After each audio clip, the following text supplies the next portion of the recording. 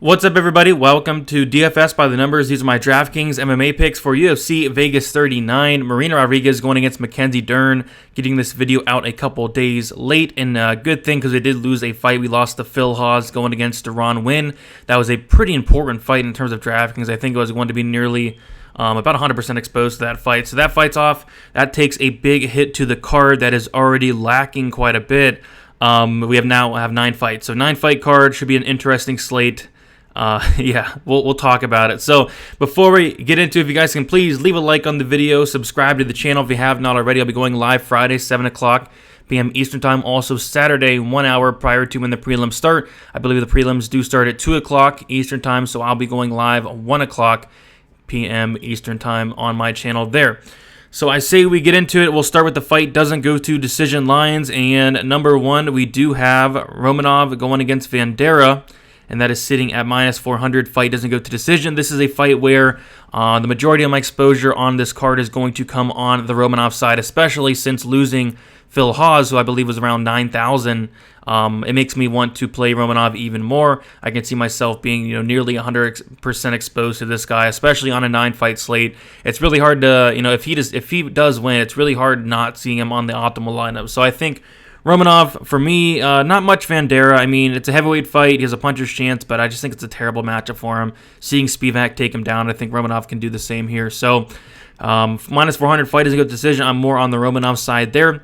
Mackenzie Dern going against Marina Rodriguez. This is a fight where I'm going to probably be nearly 50-50. This is a fight where I think it's going to be important in terms of finding the optimal lineup, just because of the pricing and because of the stylistic matchup. If Dern's able to get the takedown, she gets a submission more than likely. If Dern is not able to get a takedown, she gets beat up for 25 minutes or until Rodriguez does find a knockout shot. So probably 100% own on this fight as well. Maybe like a 50-50 split. Don't really have a really strong lean one way or another. It's a pretty tough fight to call, to be honest. I mean, if Dern, again, can get the takedown, she gets a sub. If she cannot, it's going to look really bad. So either way, important fight to target on DraftKings. Charlie Ontiveros going against Steve Garcia, and I have a ton of interest in this fight. First fight of the night, and I will probably be, nearly 100% exposed to this fight as well. Steve Garcia is sitting at 9,100. I like him quite a bit. Charlie Ontiveros has been knocked out in all 7 of his losses. I think one actually came by a verbal submission. So regardless, he's getting finished in all of his losses. Charlie Ontiveros, decent finisher in his own right. Steve Garcia has never been knocked out, though. He has been submitted. Ontiveros will be the much bigger guy in this matchup, though. But yeah, more so for me, I'm on the Garcia side, but I don't hate Ontiveros as a punt. I do see this fight finishing one way or another. Probably one of the more confident picks in terms of a fight ending inside the distance is this one. So moving on, we have Jared Gooden going against Randy Brown, the co-main event, a fight that I'm going to be heavily exposed to. You got to be heavily exposed to these fights right here on this screen because we only have 9 fights, and these are the fights that are most likely to finish here. And this one I feel like can finish as well. Jared Gooden, if he does win, it's going to be by knockout. If he does lose, I can see Randy Brown getting some type of finish. But Randy Brown is going to have a lot of advantages in this fight. The size advantage, the striking advantage, and Randy Brown is going to throw a ton of volume, and Gooden gets hit a lot. We saw what Alan Jouban did against Jared Gooden. I mean, he hit Jared Gooden, I think like over 100, and I think it was like 140 significant strikes, something crazy like that. But it just showed how hittable Gooden is.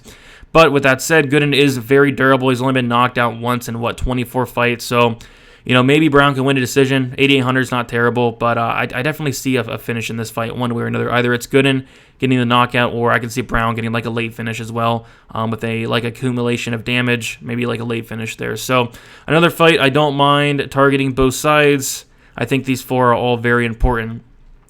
Touched on him a little bit. Alexandr Romanov, 9,200, going to be my highest exposed player on the entire slate. I like him quite a bit. Takedown upside, finish upside. I think one takedown might only take one takedown for him to get Vanderaa out of there. We saw what Spivak was able to do. Spivak took him down. I think he was like 3 for 3 on his takedowns, and then got him into the second round. And after that, he didn't have much for Spivak there, and Spivak was able to kind of finish him. Vanderaa turned over and kind of landed some ground and pound and got him out of there. I think, Romanov's more dangerous than Spivak. I think Romanov's the better wrestler than Spivak. I just think it's a horrible matchup for Vanderaa. So give me Romanov here, 9,200. I like him a lot. Mackenzie Dern, like I said, no strong lean one way or another, but if this fight hits the mat in any type of way, whether it's Rodriguez slipping, falling down, whether it's Mackenzie Dern, getting a takedown. I think Dern's going to get a submission. I don't think that Rodriguez's ground game is on the level or anywhere close to the level of Mackenzie Dern here. Rodriguez, she possesses no get-up game. She possesses nothing off her back, and I think that's going to be a recipe for disaster against Mackenzie Dern. So, like I said, no strong lean here one way or another. If I had to make a pick, it's going to be Dern because I can see this fight in 25 minutes. At one point, it's going to touch the ground. I think Dern does get it there. But a fight I'm probably going to be like 50-50 exposed to here. Damon Jackson, 8,400. I think it's a decent stylistic matchup for Damon Jackson. We see how Charles Rosa can be beat, and that is taking him down. And once he's down, just like Marina Rodriguez, Charles Rosa has no get-up game. Charles Rosa has no urgency to get up, and he kind of just lays there for 15 minutes. We saw Derek Minner, take him down, grind him out for 15 minutes. We saw Bryce Mitchell take him down, grind him out for 15 minutes. Even Justin James took him down twice in that fight. So the takedown defense for Rosa is a huge concern. Rosa does have a 37 takedown defense. That is atrocious, and I think Damon Jackson can definitely take advantage of that. Damon Jackson, solid wrestler, very solid grappler. That's what he does. I think Damon Jackson's a solid play here, 8,400. But either way, like this fight as a whole, I think is going to be very important to target. I think it primarily plays out on the mat, lots of control time, maybe some reversals, all the good stuff. So I think it's going to be very important to target there. Steve Garcia, 9,100, first fight of the night. Ontiveros has been knocked out 6 times, submitted once, finishing all his losses. Ontiveros does not like getting hit. Ontiveros is very hittable, and I just think he's fragile. I think he's a fragile guy, not only physically, but mentally as well. I've seen him quit in multiple fights. I think Garcia is going to put it on him and probably finish him in the first round. I like Garcia quite a bit, 9,100. I think he'll be a lot less popular than Romanov. But it'll still be really popular, especially with Hawes out now. But yeah, I think Garcia's in a great spot here. GPP plays here, tournament plays, Randy Brown, 8,800. I think this fight's going to be important. I think there's going to be a ton of volume. Gooden is very hittable, but he's tough. I could see Randy Brown, landing a ton of volume here, maybe landing a takedown or two as well. I think Brown, 8,800 is definitely somebody to keep your eye on. Chris Gutierrez, 8,900.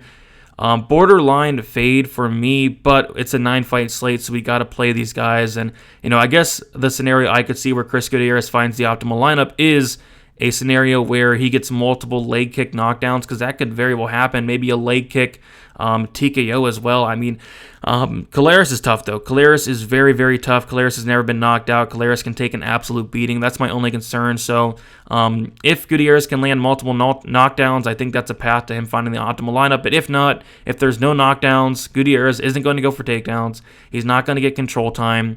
If he does win a 15-minute decision, he's probably not going to be optimal. But on a 9-fight slate, we got to have some of them, right? Sabina Monzo, 8,300. I absolutely hate this fight, but I think it's going to be very important. Both fighters put on a very, very hectic pace. Monzo lands 6.56 significant strikes per minute. Agapova lands a ton of significant strikes in her own right. I think the winner of this fight actually has a solid chance to find the optimal lineup just with the pace that both of these fighters do push. I hate the fight. But I think it's important. So Mazdo, 8,300, I think she's fine. Somebody that I do think you should have in your lineups, especially on a 9-fight slate. If it was more than 9 fights, I'd probably get away from it a little bit, but it's probably an important fight there. Mateus Nicolau, 8,500. He's going to have a lot of advantages in this fight. He's going to be the better striker. He's going to be the better grappler. Not the better wrestler, but he's going to be the younger guy as well. And, he's very dangerous anywhere the fight goes, very dangerous on the feet, very solid striker. And then once it does hit the mat, Elliott has been submitted a massive 6 times in his entire career. I think Nicolau has a very good chance to find a submission here or keep it on the feet, win it a pretty dominant decision. So 8,500, I don't hate Nicolau. I actually do think there is some solid submission upside seeing Tim Elliott get submitted a ton in his career. Getting into our live dogs, Marina Rodriguez, 8,000. Don't hate her here. 50-50 split for me more than likely. If she stuffs the takedown, she's going to make it look easy. She's going to outstrike Dern. She's going to probably hurt Dern and probably knock out Dern as well. I think the striking is just levels above. But with that said, the grappling for Dern is levels above as well. So that's why this is probably a 50-50 fight. I don't get the line. I don't get why Dern's minus 190. But, Rodriguez, I think she's a fine play, especially at 8,000. If she does stuff the takedown, she's probably going to make it look easy. She's going to look like a huge favorite. Jared Gooden, 7,400, somebody you want to target as always, but especially on a 9-fight slate. If Jared Gooden does win, it's going to be by knockout. He has a ton of power, and Randy Brown has been knocked out several times. I question the durability of Randy Brown getting knocked out by guys like Nico Price, hammer fist from bottom. Nico Price, very powerful guy. Vicente Luque, obviously a very powerful guy. And Jared Gooden is a very powerful guy as well. So it would not shock me in the slightest if Gooden did find a knockout here. I think he's fine.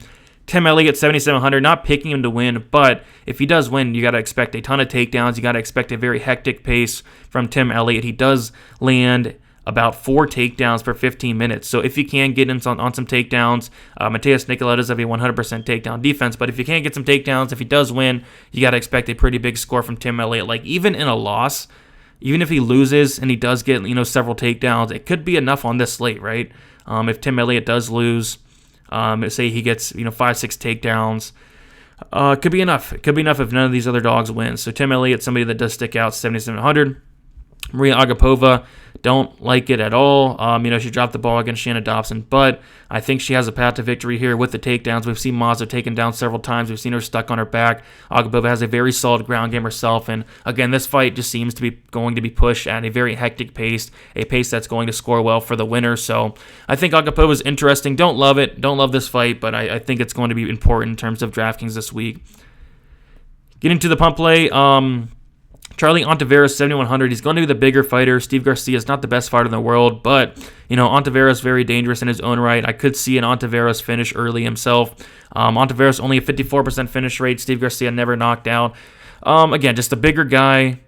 He doesn't offer much. I personally think he gets starched in round 1, but anything can happen. So there's not much. There's not much in terms of a pump play this week. And even fade of the week, there's no fade of the week. If anything, I'd say Chris Gutierrez, but even then I can see a scenario where he gets multiple knockdowns and finds the optimal. So no fade of the week this week. Pump play, Charlie Ontiveros. Weird slate.